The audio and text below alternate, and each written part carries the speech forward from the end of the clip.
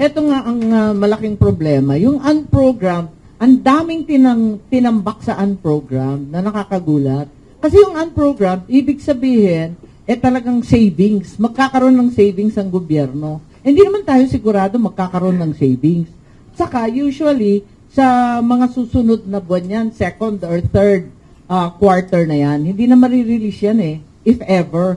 So, kung programa siyang regular program, ba't ilalagay sa unprogrammed? Alam mong alatsamba yan. Alam mo na malelate yan. Kung programa yan na all year round, tulad ng bigas, abay, ibig sabihin, hanggang June, wag muna kayo kumain. Diba? Kasi hindi marirelease yung pera hanggang June if ever, if at all. Itong AKAP ang program? Hindi, yung iba kasi unprogrammed. Kasi nga 27 lang ang nasa DSWD. The remainder is in the unprogrammed. Now, if it is really, sincerely, an anti-inflationary program addressing the high prices of rice, then are we to assume that we will hope and pray that by June perhaps, or by September perhaps, there will be savings? In the meantime, wag mo nang kakain. Wag mo nang mag-El Nino. May ganun.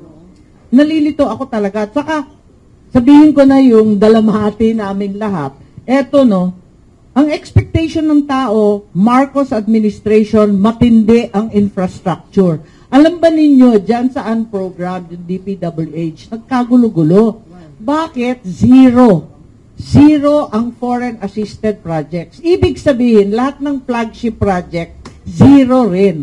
Ano maipapakita? Ako nahihiya kasi ang expectation ng tao, labis-labis ang kalsada, ang puerto, airport. Kinakabahan ako. Sira pati ang pangalan ng Pilipino niya. Baka nasa Baharica Fund expectation nila, assumption. Ay, nako, hindi ko alam. Infra, ano diba yun? Abay, wala namang sinasabi na infra projects. Yun nakalista, nandyan pa rin, nakatenga pa rin sa DPWH. Ang DPWH, halos magkano na lang ang maintenance fund.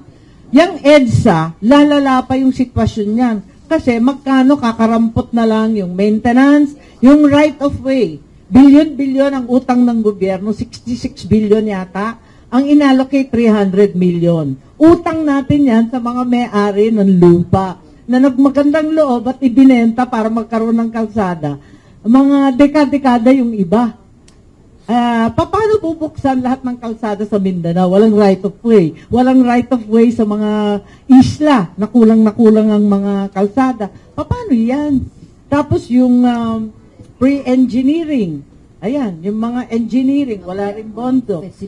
Lahat, saan napunta lahat ng mga perang yan? Okay. Pero yung foreign assisted, abalang-abala ako. Kasi sirang-sira ang pangalan natin yan. Wala nang magpapautang sa Pilipino, kahiyaan natin ng labis-labis. At nagbabayad tayo ng ano yun, yung holding, handling fees ba yun? Yes. Para i-reserve yung pera para sa atin. Ma'am, I'm giving you the floor if you wish to answer. Hello, Aaron.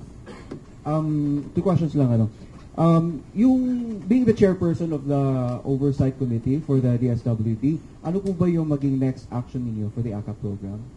Yes, I think I'll have to talk very seriously to all those concerned at himayin ng maigi kung anong mga pangyayari. At kausapin rin natin ang ating mga appropriations and finance heads para magkasundo naman tayo sa tamang proseso kung nabubulabog diyan sa pamamaraan ng koleksyon ng PI nila, nabubulabog rin kami sa pamamaraan ng pagbabudget. At sabi ko nga, hindi pwedeng basta-basta itong budget na to kasi ito na yung gagamitin sa eleksyon. Klarong-klaro. Nalumobo siya Yung in-apply ng presidente, X amount lang. Abay, halos 20% dagdag. Saan manggagaling yung 16 to be exact?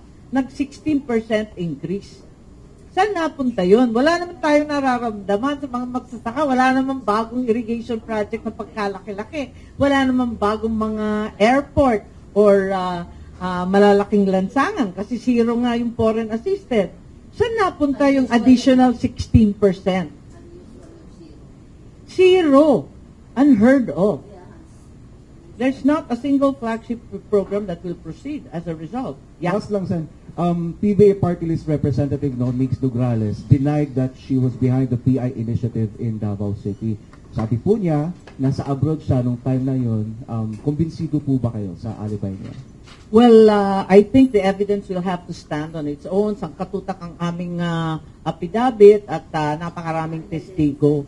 Maraming in-identify na party list, hindi lang naman sila, kundi yung tingog, na-identify, marino, senior citizens, marami kasi pasensya lang, bato-bato sa langit, ang tamaan wag magalit, dahil ito lang yung mga taong nagsasalita, hindi naman ang galing sa akin. Wala naman akong inaakusa, wala naman akong inaaway, magkakaibigan tayo lahat. Wala akong magawa sa lumalabas sa hearing. Testimonies only, no evidence yet ng may mga... Well, there's evidence in the sense that yung mga iba't ibang mga coupon na pinamigay, kasi very organized meron silang mga formularies, yung mga form, sinoli nila, dala-dala nila yung form kasi gusto nilang i-withdraw.